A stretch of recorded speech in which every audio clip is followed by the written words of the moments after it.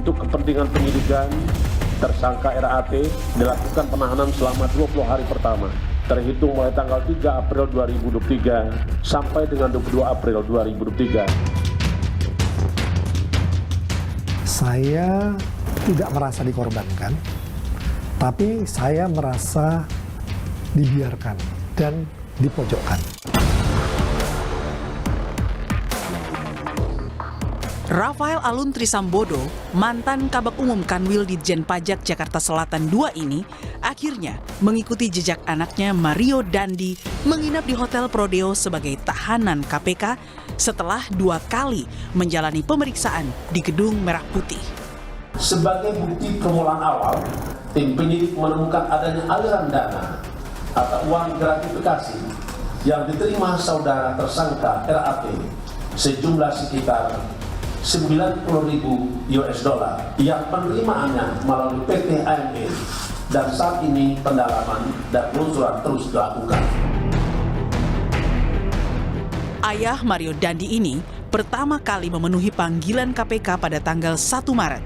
Kala itu, Rafael mengklarifikasi sejumlah harta kekayaannya yang tak tercantum dalam LHKPN. Mulai dari kepemilikan mobil Rubicon, motor Harley Davidson yang dipajang anaknya di medsos, hingga kepemilikan saham di 6 perusahaan. Saya banyak ditanya berapa nilai perusahaannya, ya sebesar nilai sahamnya. Kalau saya ingat sekitar 1,5 miliar, gitu. Nilai 6 perusahaan ini, gitu. Baik yang dimiliki oleh yang bersangkutan, istri, anak maupun yang lainnya, gitu. Tapi itu cerita gimana kok perusahaannya besar, tapi LKPN-nya tidak terefleksi di situ. Dari sini, KPK menemukan adanya kepemilikan saham istri seorang pejabat pajak bernama Wahono Saputro di perusahaan milik Rafael.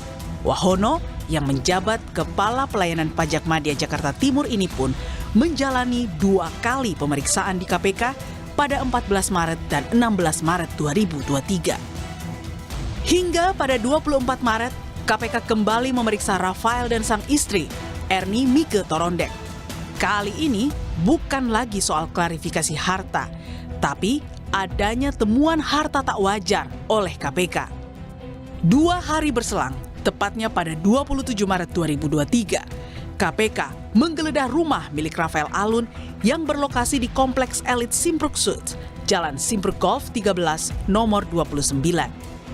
Dari penggeledahan itu, tim penyidik mengamankan 2 dompet, 1 ikat pinggang, 1 jam tangan, 68 tas bermerek mewah, 29 perhiasan, dan 1 sepeda.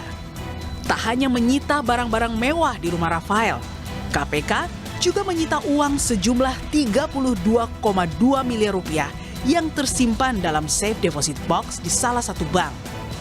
Atas temuan ini, ada desakan agar KPK tak hanya menjerat Rafael dengan sangkaan penerimaan gratifikasi. Tindakan Rafael terhadap wajib pajak bermasalah ini dinilai merupakan tindak pemerasan. Padahal sebenarnya ini kan bukan gratifikasi.